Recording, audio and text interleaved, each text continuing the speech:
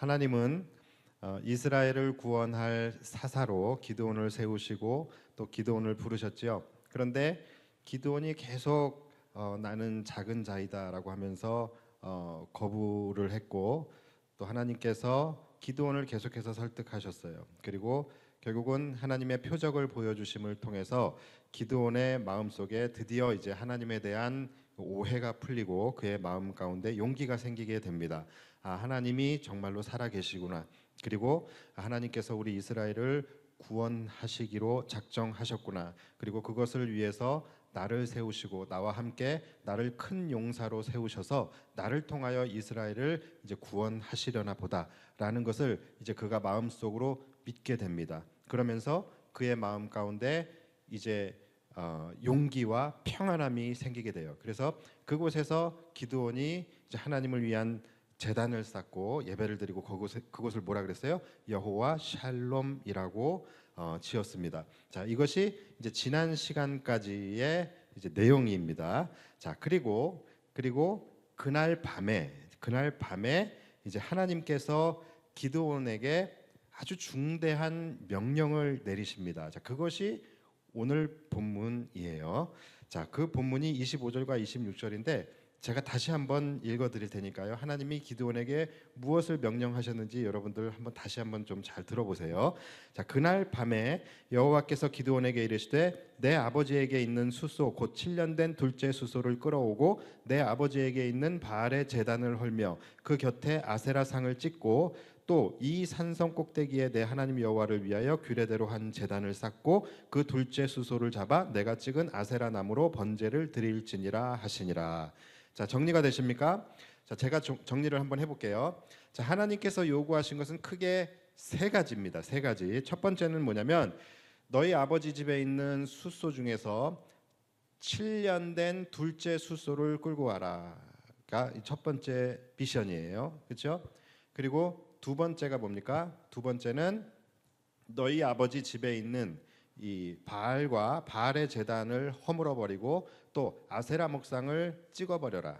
그렇죠? 그거예요. 그러니까 다시 말해서 우상을 척결하라는 거예요. 우상을 찍어 버리라. 이 명령이에요. 자, 이것으로 봐서 기드온의 아버지는 굉장히 신실한 신앙인이었던 것 같아요. 그렇죠?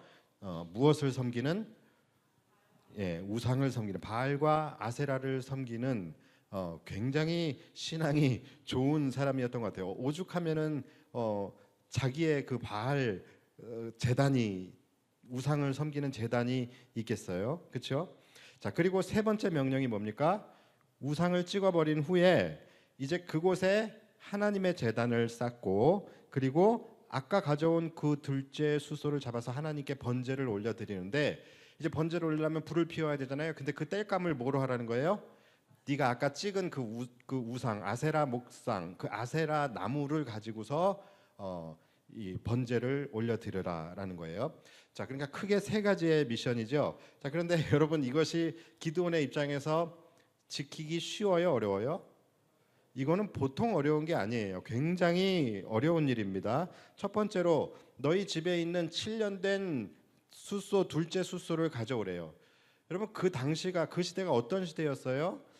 미디안이 쳐들어와서 모든 것을 다 약탈해가는 아주 그냥 가난하고 정말 먹을 것조차도 없는 그런 시대였는데 그런 시대에 소가 있다라는 것 자체도 쉽지 않은 일이지만 소가 있다 하더라도 그것은 굉장히 귀하고 비싼 재산입니다. 그렇죠? 더더군다나 숫소는 그 소떼를 번성시키기 위해서 아주 좋은 품종만 남겨놓는다 그래요. 그래서 특히 숫소는 훨씬 귀하고 비쌌습니다. 그러니까 이 7년 된 둘째 숫소를 가지고 와라라고 하는 것은 겁쟁이 기드온이 그 미션을 수행하기에는 너무나 어려운 일이었습니다. 그리고 7년 된 둘째 숫소를 가져오라고. 왜 둘째 숫소일까요? 그 이유는 잘 모릅니다. 근데 첫째 숫소가 아마 흠이 있었던 모양이에요. 예, 뭐 대부분의 집들의 첫째는 흠이 좀 있죠, 그렇죠? 예, 그런 것 같아요. 우리 집에 요즘 둘째도 좀 흠이 생기려고 하는 거 그래요. 자, 아무튼 이 아버지의 집에서 7년 된 둘째 수소, 그 귀한 것을 가져오라 그러는 것이 기드온이 그 미션을 수행하기에는 굉장히 어려운 일입니다. 그리고 두 번째 미션은 더 힘든 거예요. 뭐냐면 아버지의 집에서 있는 그 바알 제단을 헐어버리래요. 그리고 아세라 목상을 찍어버리래요. 우상의 제단을 헐으라는 건데, 여러분 기드온 아버지가 어떤 사람입니까? 바알과 아세라 교회 장로예요. 그렇죠? 그런데 그 아버지의 우상의 제단을 헐어버리라는 것이 그게 쉬운 일입니까? 더더군다나 그 당시에는 동네 사람들이 다 이 기드온의 집에 있는 바알 제단에서 바알에게 우상에게 제사를 드렸었어요. 우리도 옛날에 왜 6, 70년대 얘기를 들어보면은 뭐 TV가 있는 집이 거의 없었다 그러죠. 그렇죠? 그래서 이 TV가 있는 저녁이 되면은 이제 TV 있는 집에 사람들이 다 와가지고서 이제 그걸 같이 이렇게 공유하고 그랬었다 그러잖아요. 마찬가지 이 제단도 공유를 했었어요. 그래서 동네의 그 지역의 동네 사람들이 제사를 드리기 위해서는 이 기드온의 집에 가서 바알과 아세라에게 제사를 드렸었습니다. 그러니까 이 기드온이 아버지의 집에 있는 그 우상의 제단을 허물어 버리고 아세라 스탕을 찍어 버린다라고 하면 이제 어떻게 되겠습니까? 아버지에게는 물론이고 이 동네 사람들에게 돌맞아 죽을 상황이 되는 거예요. 그러니까 이것은 굉장히 어려운 일이죠. 기드온이 감당하기에는. 그리고 세 번째 미션은 이제 이 분노 유발 종합 세트입니다. 아버지와 동네 사람들 모두의 혈압을 터뜨릴 만큼 이거 굉장히 힘든 일이에요. 자, 우상의 제단을 일단 헐었어요. 그리고 그 헐은 그곳에다가 하나님의 제단을 쌓으래요. 그리고 첫 번째 미션에서 데리고 온 그 둘째 수소를 그곳에서 번제로 하나님 앞에 올려드리는데, 뗄감은 또 우상 아세라 목상, 그 아세라 나무를 떼가지고서 번제를 올려드리라는 거예요. 그러니까 각각의 분노들을 한 번에 다 버무려 놓는 것이죠. 이 세 번째 미션이에요. 자, 그러니까 이 기드온이 이 세 가지의 미션을 감당한다는 것은 굉장히 어려운 일이에요. 왜 그런데 하나님께서는 은혜 주신다고 해놓고 기드온에게 힘내라, 내가 널 큰 용사로 세울게, 그러면서 은혜 주시라고 해놓은 다음에 왜 이렇게 힘든 미션을 3개씩이나 주시는 것일까요? 사실 하나님의 입장에서도 기드온 설득하기 쉽지 않았잖아요. 막 표적까지 보여주시면서 간신히 기드온을 설득했어요. 그래서 기드온도 간신히 마음을 잡았어요. 그래서 이제 마음에 조금 용기가 이제 좀 생기고, 하나님, 내가 하나님의 도구가 되겠습니다, 이렇게 마음을 먹었는데 이틀이 지난 것도 아니고 하루가 지난 것도 아니고 그날 밤에, 바로 그날 밤에 이렇게 감당하기 힘든 미션을 주시면 어떻게 해요? 기드온 또 튕겨나갈 수도 있잖아요. 그런데 하나님이 왜 그러셨을까요?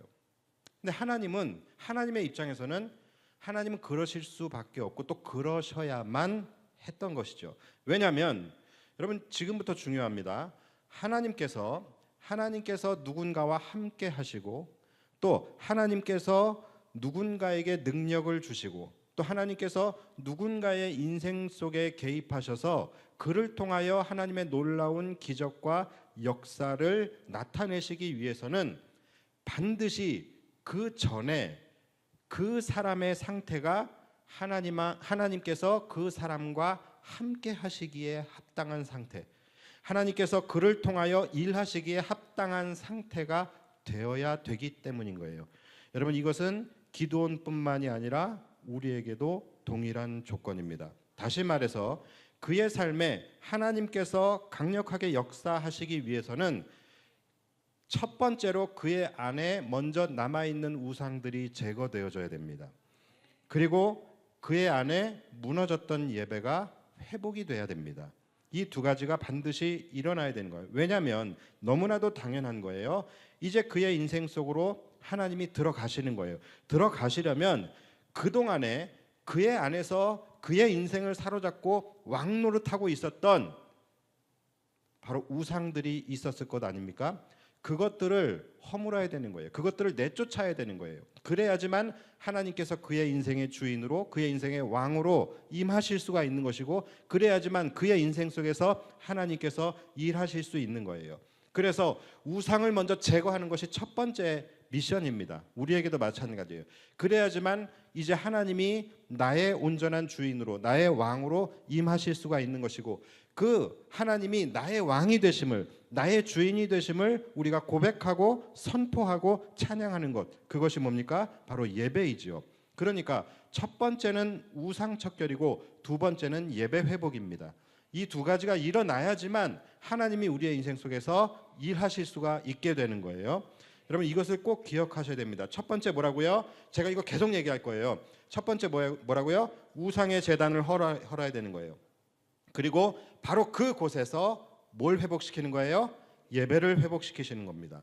그것이 그날 밤 기드온에게 내려졌던 미션이었던 거예요. 우리도 마찬가지예요. 하나님께서 우리의 인생 속에 개입하셔서 우리의 삶에 놀라운 기적과 능력과 은혜를 베푸시기 위해서는 반드시 그 전에 우리에게도 동일한 미션이 주어진다라는 거예요. 그 미션이 뭐라고요? 첫 번째는 우리 안에 우상을 제거해야 되는 거예요. 그리고 두 번째는 우리 안에 무너졌던 예배를 회복하는 일입니다. 그 사건이 없이는 내 삶에 하나님의 일하심 자체가 시작될 수가 없는 거예요. 모세도 예외가 아니었었죠. 모세 사건 기억나시나요? 떨기나무 아래서 하나님께서 모세를 부르셨어요. 그런데 똑같아요. 기드온처럼 모세도 끝까지 강력하게 저항하면서 거부했었죠. 하나님, 보낼 만한 자를 보내십시오. 그런데 또 하나님께서 모세를 얼르고 달래가면서 또 간신히 설득을 했어요. 그래서 모세가 또 알겠습니다. 그러면 제가 하나님이 나와 함께 하신다니 내가 그거 믿고 한번 해보겠습니다 하고서 다짐하고 마음 잡고 그리고 내려갔어요. 그런데 바로 그날 밤에 하나님이 또 모세를 죽이려고 하셨죠. 왜 그런 겁니까? 아니, 기껏 설득해놓고 기껏 은혜 주시겠다고 약속해놓고 왜 그날 밤에 모세를 죽이려고 하십니까? 모세 안에도 아직 하나님께서 그의 안에서 임하셔서 하나님께서 능력으로 그의 안에서 일하시기에 모세의 상태가 준비되지가 않았던 거예요. 그의 안에 아직 남아있는 우상의 잔재들이 있었고 아직 그의 안에 불순종의 마음들이 있었던 거예요. 모세에게는 그것이 뭐였습니까? 바로 할례의 문제였어요. 그러니까 모세도 이해가 충분히 됩니다. 그가 이스라엘 백성으로 40년을 살았지만 나머지 40년은 미디안 백성으로 살았어요.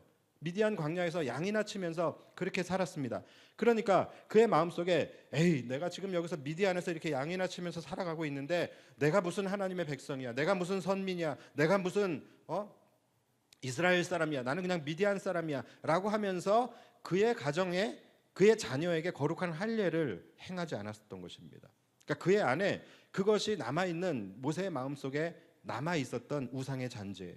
그리고 하나님의 명령에 순종하지 않는 불순종의 마음들이었던 것이죠. 그러니까 그것이 있는 상태에서는 하나님이 모세를 통하여 일하실 수가 없었던 거예요. 그래서 여호와의 사자가 모세를 죽이려고 하니까 그의 부인 시보라가 급하게 일어나서 이 날카로운 돌을 가지고서 거기서 자녀의 할례를 행하는 사건이 나오지 않습니까? 여러분, 이처럼 하나님께서 누군가의 인생에 개입하셔서 놀라운 기적과 능력을 나타내시기 이전에는 반드시 그 사람에게 거룩함이라는 것을 요구하게 되는 거예요. 그런데 그 거룩함이라는 것이 너무나 추상적이어서 도대체 뭐가 거룩함인가, 우리는 그렇게 생각될 수가 있지만 여러분, 제가 구체적으로 두 가지를 말씀드린 거예요. 그것이 거룩함입니다. 뭡니까? 첫 번째는 우상을 제거하는 거예요. 우리 안에 나도 모르게 지금 쌓아져 있는, 세워져 있는 우상의 제단이 있다라는 거예요. 이것을 허물어야 된다라는 거예요. 그리고 두 번째, 우리 안에 진정한 예배 회복이 일어나야 된다라는 것입니다. 우리 똑같아요. 하나님께서 여러분들의 인생에 기적을 베푸시고 능력과 은혜를 베푸시기 위해서는 반드시 하나님은 여러분들에게 그것을 요구하실 거예요. 여러분들이 반드시 행해야 하는 미션입니다. 여러분 안에 있는 우상의 제단을 허물고 찍어버리셔야 되는 것, 그리고 여러분 안에 무너진 예배를 회복하셔야 합니다. 무조건이에요. 무조건. 하나님은 절대로, 그리고 이 순서도 바꾸지 않으셔요. 우리는 항상 이 순서를 바꿔서 원해요. 그렇죠? 그래서 먼저 은혜를 주시기를 원해요. 먼저 기적을 베풀어 주시고 먼저 내 삶에 막 이렇다 할 놀라운 변화가 일어나기를 원해요. 그러면 그 다음에 우리는 이제 내가 하나님만 섬기겠습니다, 내 우상 안 섬기고 하나님만 섬기겠습니다. 그리고 그러면 그 다음부터는 내가 하나님 앞에 진정한 예배자로 내가 예배도 잘 드리겠습니다. 우리는 이 순서를 원해요. 그런데 절대로 여러분 이런 순서는 일어나지 않습니다. 일어날 수가 없어요. 일어나서도 안 됩니다. 왜냐하면 하나님께서 우리의 인생 속에서 일하시기 위해서는 먼저 우리 안에 거룩함이 준비되어져야 되는 거예요. 그래야 하나님이 우리 안에 임하실 수 있고, 그래야 하나님이 우리의 인생의 주인이 되실 수 있는 거예요. 그래야지만 하나님이 내 삶 속에서 역사하시고 기적을 베푸시고 은혜를 베푸시고 일하시게 되는 것이죠. 그러니까 여러분 이 순서는 절대로 바뀔 일이 없어요. 그러니까 그런 기도는 이제 하지 마세요. 하나님 이렇게만 해주시면 제가 이 다음부터는 제가 하나님만 섬기겠습니다. 하나님만 사랑하겠습니다. 하나님만 예배하겠습니다. 여러분 이런 약속하지 마시고 먼저 하나님께서 여러분들에게 은혜를 베푸시기 전에는 먼저 여러분들에게 요구하시는 그 거룩함이라는 것이 있다라는 거예요. 그 미션을 여러분들이 수행해야지만 하나님의 일하심이 이제 여러분들의 인생 속에서 시작이 되게 되는 거예요. 만약에 우리가 그렇게 하지 못하면, 그 미션을 수행하지 못하면, 그러면 하나님은 내 안에서 일하시지 않는 겁니까? 물어볼 수 있어요. 그런데 여러분 일단은 그렇게 보셔야 합니다. 일단은 그렇게 보셔야 돼요. 조금 냉정하게 들려도 어쩔 수 없어요. 다만 하나님께서 때로는 여러분들을 위해서 강권적으로 일하셔야 할 때가 있어요. 그럴 때는 하나님이 어떻게 일하시냐면 하나님께서 직권으로, 하나님께서 강권적으로 여러분들의 우상을 하나님이 직접 무너뜨리시는 경우가 있습니다. 그런데 하나님의 입장에서는 우상을 무너뜨리시는 거예요. 그런데 여러분들의 입장에서는 뭡니까? 나의 가장 소중한 것들이 무너지는 거예요. 왜냐하면 여러분 우리의 우상은 뭡니까? 내가 하나님보다 더 사랑하고, 내가 하나님보다 더 소중히 여기고, 내가 하나님보다 더 의지하는 것, 그것이 우상이거든요.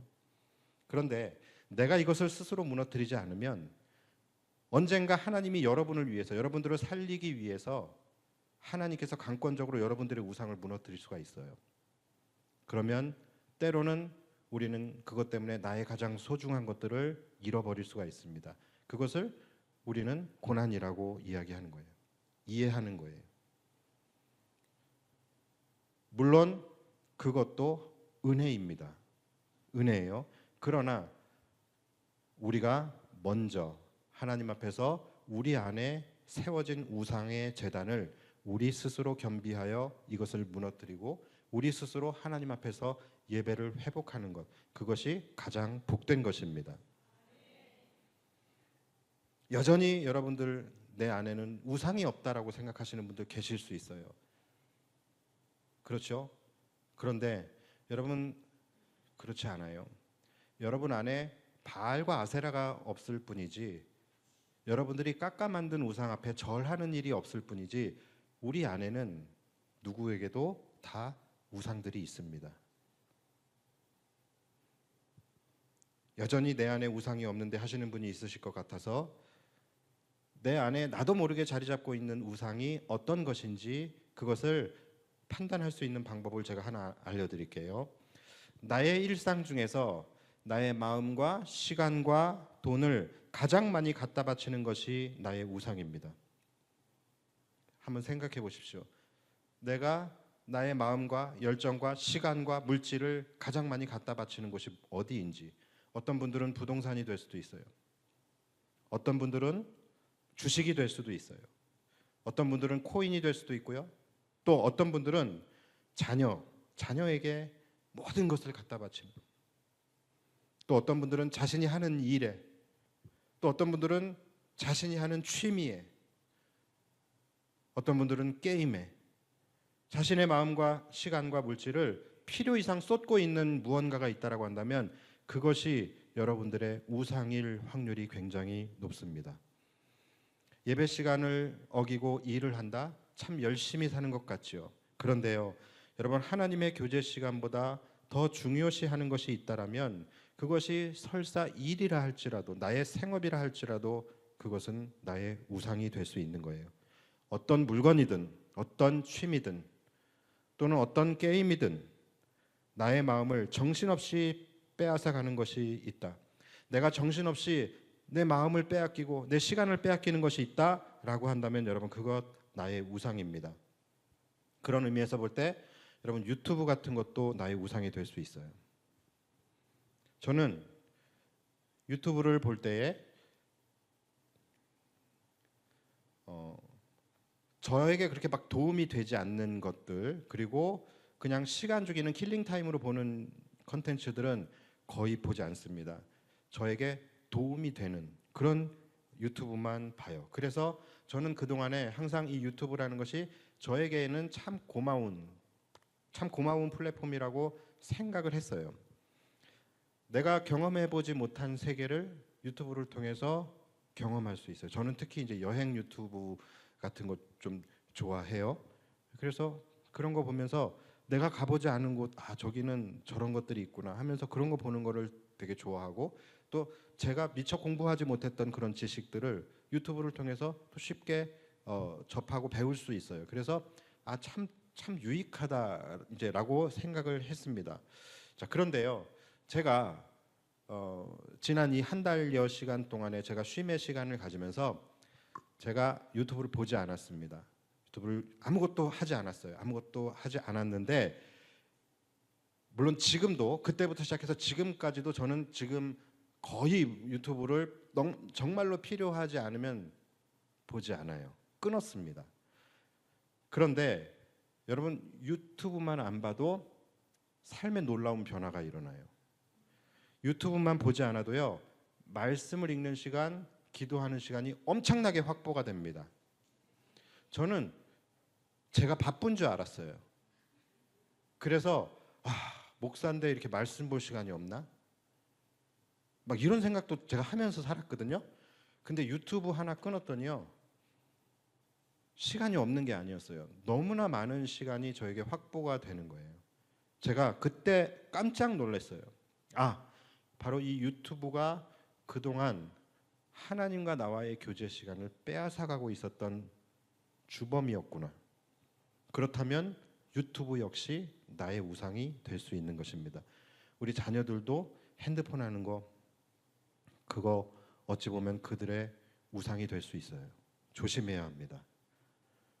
이렇게 내 안에서 내가 인식하고 인지하지 못하는 사이에 마치 나의 인생에 굉장히 큰 도움인 것처럼, 그리고 내 인생에 꽤나 좋은 활력소인 것처럼, 또 때로는 내 인생에 너무나도 외로운 나와 함께 해줄 수 있는 나의 좋은 친구인 것처럼, 또는 내가 기대고 의지할 수 있는 마치 도움인 것처럼, 그렇게 나도 모르게 내 안에 들어와서 결국은 나의 주인의 자리에 앉아서 내 인생을 이끌고 가고 왕노릇하고 있는 이 보이지 않는 우상들이 우리 안에 다 있다라는 것이죠. 여러분, 이 우상들을 허물어야 합니다. 이거 허물지 않으면 하나님이 내 안에서 일하시지 않아요.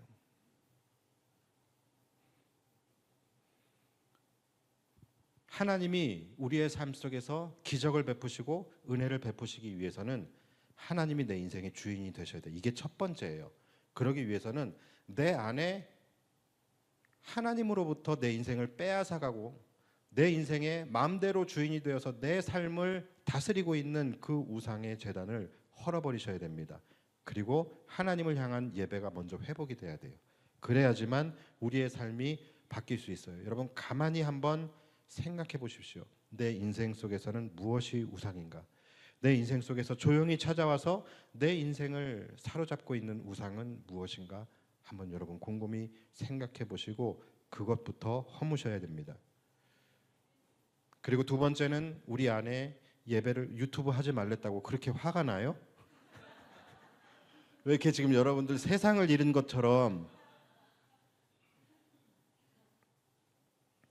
두 번째는 우리 안에 예배를 회복하는 거예요. 첫 번째는 우상을 무너뜨리는 거고, 두 번째는 예배를 회복하는 것입니다. 하나님께서 기드온에게 뭐라고 말씀하시냐면, 너가 그동안 섬기던 그 우상의 제단을 헐고 그리고 그 자리에 하나님을 위한 제단을 쌓으라고 명령을 하시죠. 자, 우리가 우리 안에 우상을 제거했다면 이제 거기서 끝나는 것이 아니에요. 거기서 끝나는 것이 아니라 바로 그 자리를 예배로 채워야 된다는 것이죠. 바로 그 자리에 하나님을 위한 제단을 쌓아야 되는 것이죠.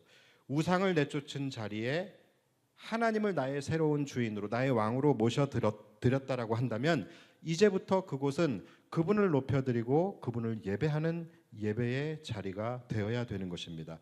그런데 자, 하나님께서 지금 기드온에게 예배를 요구하시는데 하나님이 요구하시는 그 예배는요, 그냥 예배가 아니에요. 자, 하나님은 기드온에게 뭐라고 말씀하십니까? 그 가장 귀하고 가장 소중한 그 7년 된 둘째 숫소를 번제로 드리라고 하셔요. 그리고 땔감은 뭐예요? 그들이 그동안에 그토록 신으로 여기며 믿고 의지하고 섬겼던, 그동안 그렇게 그들이 섬기고 있었던 그 우상을 땔감으로 태워서 번제를 드리라고 하십니다. 뭡니까?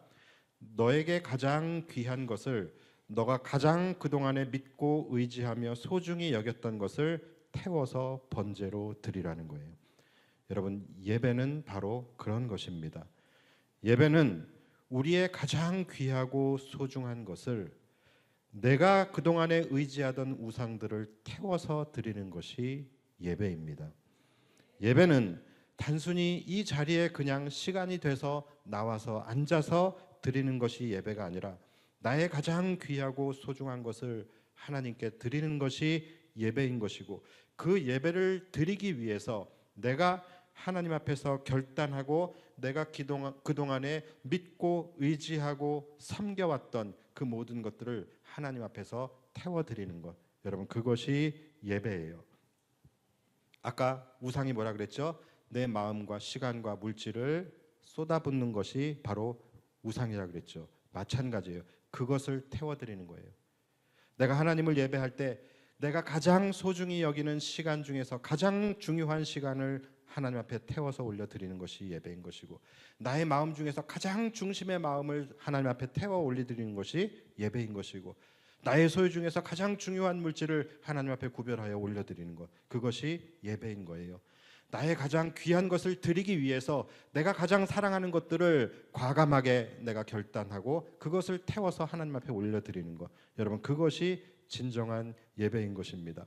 오늘 여러분들은 어떤 마음으로 예배하고 있습니까? 여러분들은 어찌 보면 나의 가장 소중한 것들을 드리고 나의 소중한 것들을 태워서 하나님 앞에 올려드려야 되기 때문에 때로는 여러분 예배가 굉장히 괴로울 수 있습니다.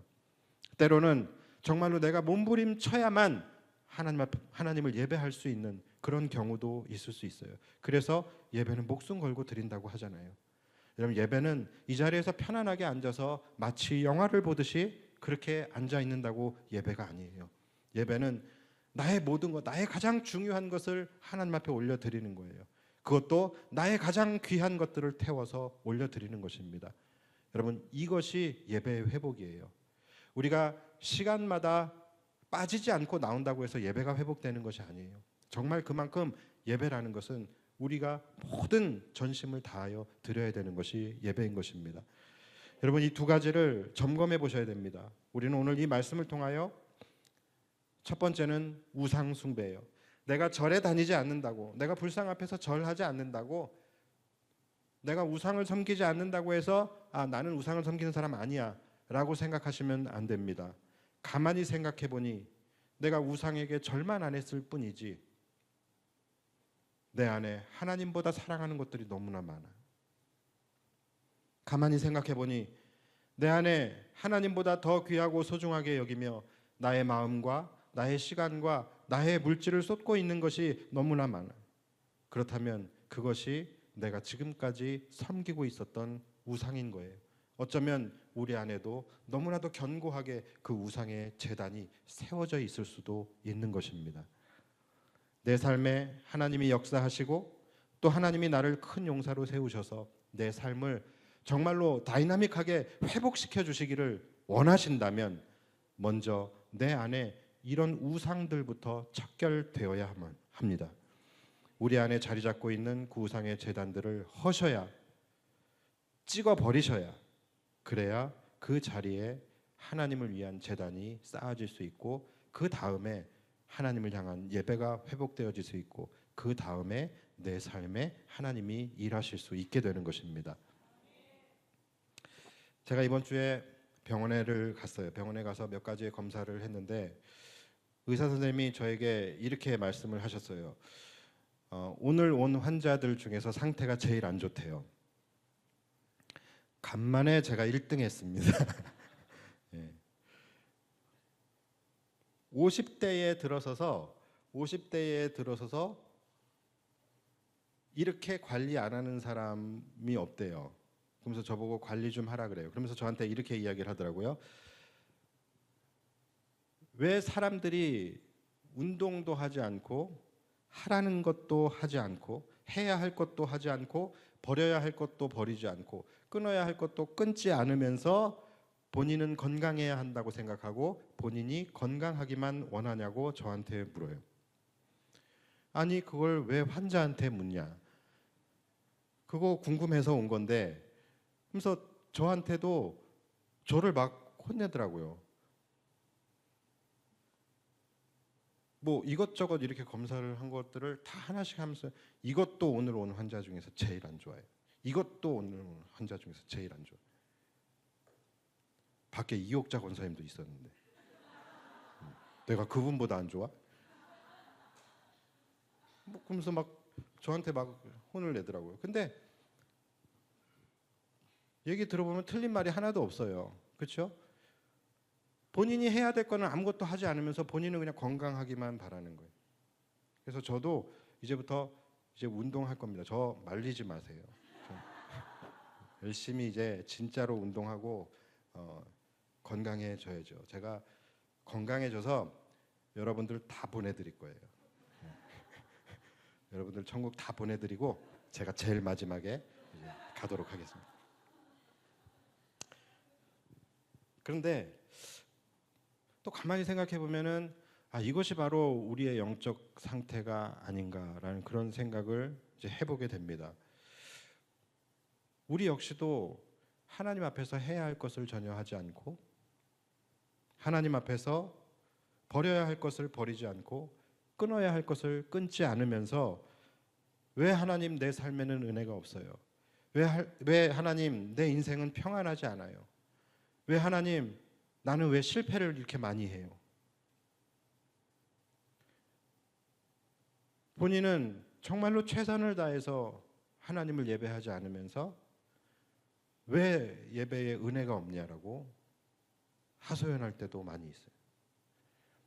내 안에 버젓이 자리 잡고 있는 우상의 제단은 허물지도 않고 내 안에서 무너져 있는 예배도 회복시키지도 못하면서 내 삶은 풍성하기 원하고 내 인생은 성공하기 원하고 내 영혼은 건강하기 원하고 내 삶은 평안하기 원하고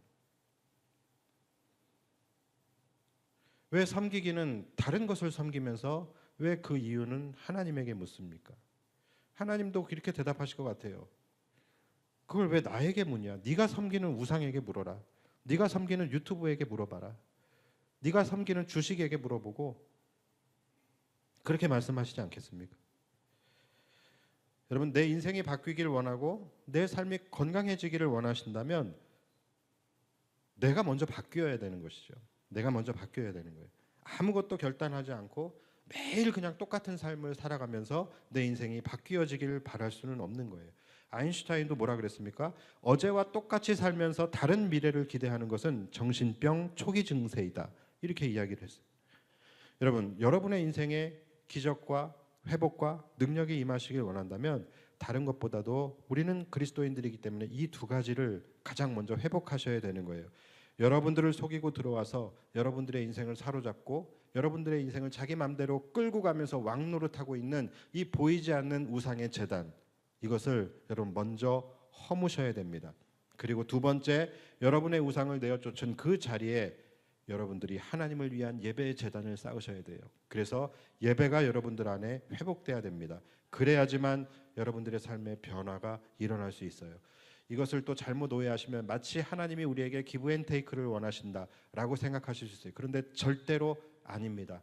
하나님은 우리와 계산하지 않으세요. 하나님은 늘 항상 먼저 우리를 사랑하셨고 먼저 우리에게 찾아와 주셨고 먼저 우리에게 은혜 주시기를 원해요. 지금 아마 이 순간에도 하나님은 우리에게 은혜를 주시기 위해서 먼저 찾아오셔서 우리의 문 앞에서 아마 기다리고 계실 거예요.